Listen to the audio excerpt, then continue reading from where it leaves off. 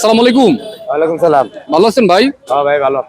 আপনি যে মানুষকে ফ্রি খাওয়ান, এটা কি ভাইরাল হওয়ার উদ্দেশ্যে নাকি আপনার মানবিক কাজ, আল্লাহকে রাজি খুশি করার উদ্দেশ্যে? আপনার মূলত উদ্দেশ্য কোনটা? বেশি বেচা কিনি হয় এলিগা। যেমন আগে আমি বেচতাম, আগে আমি 300 লোকের বেচা কিনি করতাম, সেই সময় 1500 টাকা আমার থাকতো। মানে বেচা কিনি হয় 1.5 লাখ টাকা, 1,30,000। মানে করাই লাভ হয় 10-12 হাজার টাকা। আবার খোলা ফাইনেও রাখছি।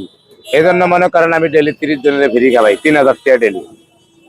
আমার ডেলি 27,000 বেয়ার হয়, হেয়ানোর অর্ধেক খাবিয়া লাই। তাহলে ইউটিউবাররা গুতায় আমারে।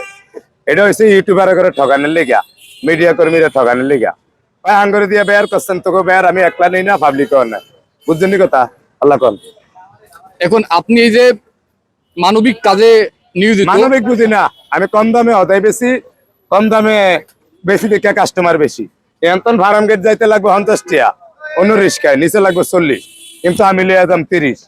আমার হিসাবে আলাদা, আমি কম দামে অদায় বেচবো, কাস্টমার সার্ভিসিং বেশি। আপনি 10 কেজি বেচতে যাইবে আর আমি 50 কেজি বেচতে যাইবে আর। ঠিক আছে, থ্যাংক ইউ সো মাচ।